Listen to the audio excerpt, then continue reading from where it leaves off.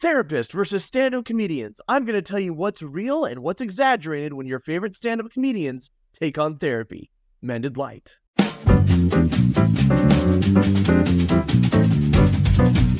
Yeah, said it all in the intro. Let's do this. I don't know what I'm gonna do. I think I'm gonna go back to therapy, do that again.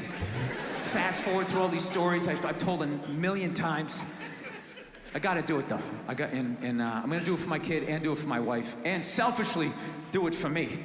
Because, no, I'm gonna tell you why. You're not gonna like the results, miss. I love Bill Burr. This is why I'm gonna do it, because if I actually don't have a temper, like, I just think to myself, like, what could my wife complain to me? Like, what could my wife about, right? Crush everything. I do. I take out the trash. Okay, the gate was squeaky the other day. I made sure that was done. You know? I pick up after myself. I like to think I'm a good dad. I work my ass off. I make a great crush all of that. All she has on me is who I am as a person. That's it. Yeah, if I could just not be who I was when she met me, I think I'd have a shot, you know? Oh, man. Okay, so hilarious. That who I am as a person line is fantastic. Here's something key and crucial. In a relationship, it's about becoming a better version of who you are, right? Becoming what you already have inside you. It's not about fundamentally changing who you are. What's the difference? It comes down to personality, right? It comes down to what your passions are, what your interests are, what you want out of life. And listen, as a father, all of our kids showed up with their personalities already there. I mean, there's definitely some nurture there along the way, and they're shaped by, you know, life and socialization and what have you. But I can look back at each one of our kids as infants and be like, yeah, that person was already there. that who they are now was already, you could see it. You could see it in that first year. And so therapy is not about changing who you are as a person. At least good therapy is not. It's about becoming a better version of who you are.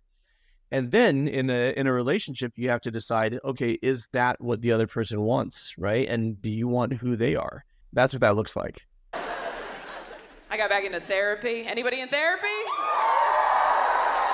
Own it. Mostly women, that's the problem.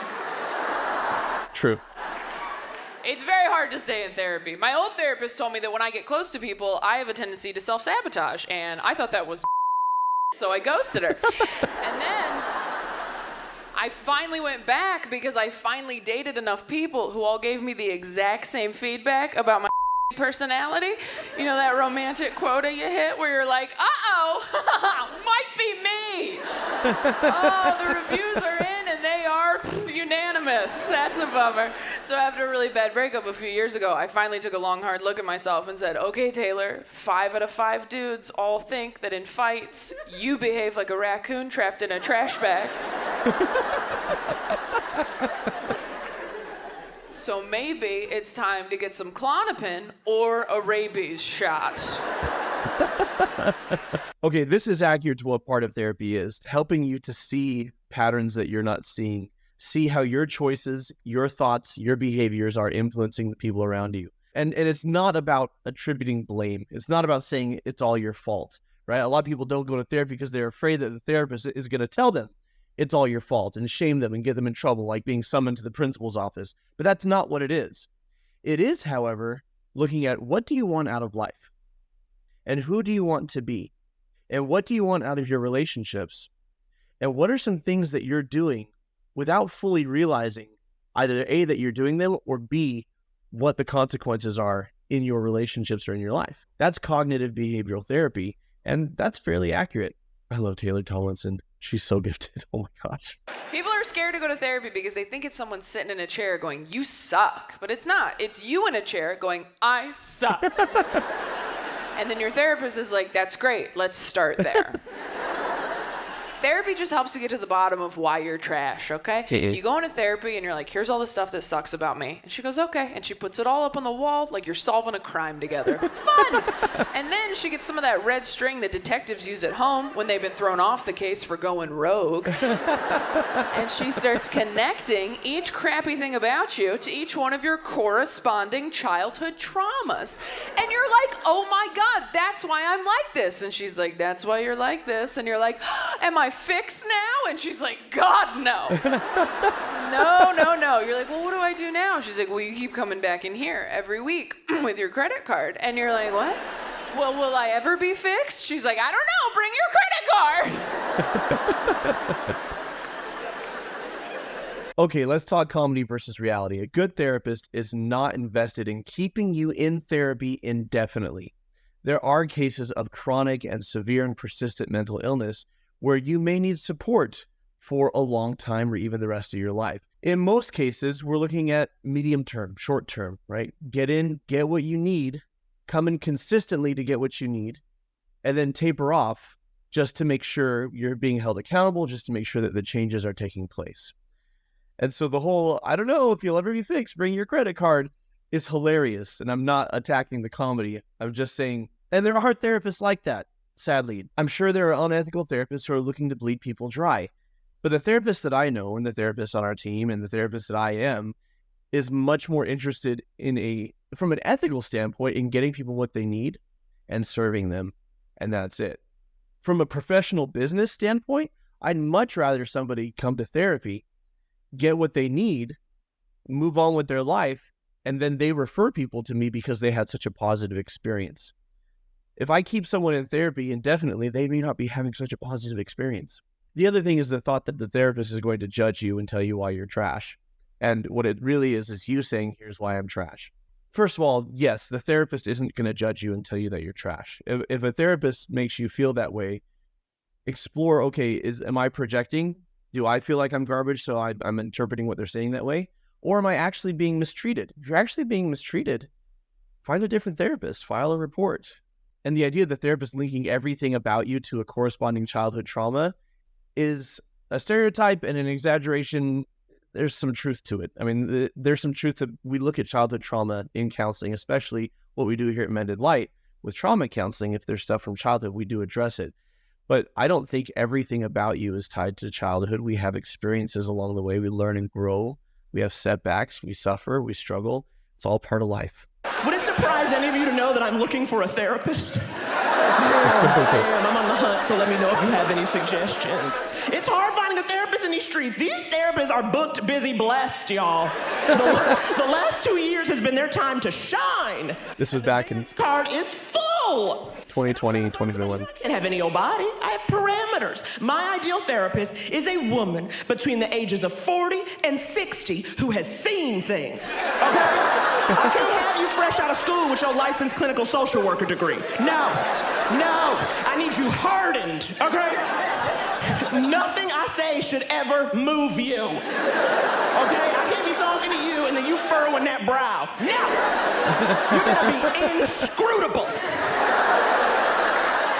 So I've been on the hunt. I've been trying to find somebody. And so I called one woman I was referred to, and like 2 minutes into the conversation, she was like, well, before we talk any further, I do want to let you know that I charge $350 an hour, and I do not take insurance. I said, Wow. Unless you have the ability to travel back in time and make my daddy stay, I ain't paying $350. That's high. Is that on the coast somewhere? You better have a flux capacitor in the back, or we're going in 1987, okay? We gotta deal with this shit at the root, okay? First of all, $350 an hour is intense. I never charge that much. But my goodness, and we definitely don't charge that much here at Mended Light.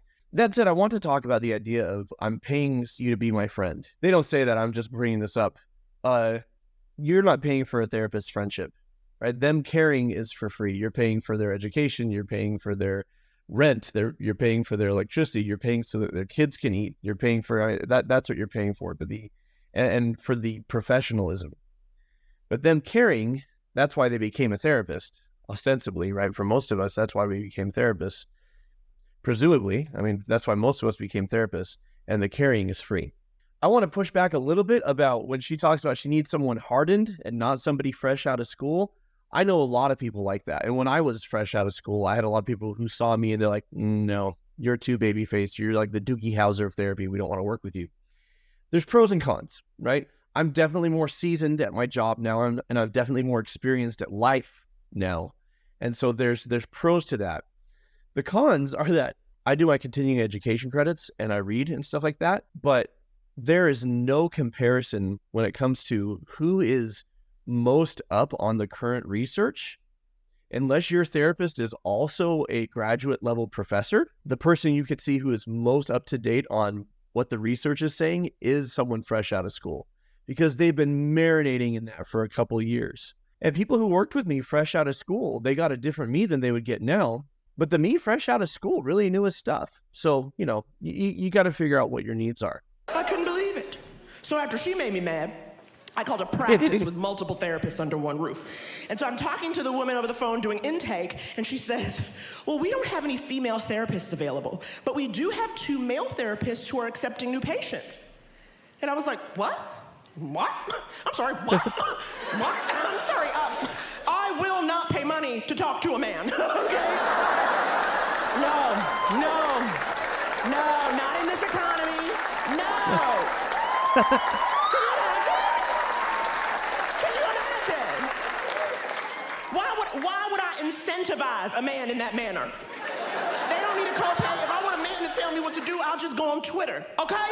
If I want a man to tell me what to do, I will stand in a Home Depot, okay? Oh my If God. I want a man to tell me what to do, I will attempt to parallel park, all right? I ain't spending a dime on that. It is important when you are looking for a therapist to find the right fit for you. And that includes personality, that includes their areas of expertise. That can include a lot of things. And I understand people who don't want to meet with men because maybe their trauma is tied to men or they've had a lot of bad experiences with men. All I can say is some of the most women-like men I know are therapists because we're relationship focused. We're caring, we're compassionate, we're understanding, we're non-judgmental. And I know when I say the most women-like men I know, listen, I'm painting in broad strokes and I'm playing the stereotypes, but there it is, okay? That said, it's important to find someone who is the best fit for you. And all I would say is keep an open mind, right? If you feel like you need somebody of your own gender, okay, run with that. But you may be surprised to find somebody of another gender to be the absolute best fit for you. So my question for you, what did you think of these comedy clips and my insights? What have been your experiences with the things that we've talked about? Let me know in the comments below because I love to hear from you. Are there any other comedians who talk about therapy that you want me to react to? Let me know. If you enjoyed this video, check out another Why Traditional Therapy is Failing. It's not always failing, but sometimes it's fallen short, and I'm going to talk about why and what we're doing about it. Until next time, keep shining, folks, because we need your light.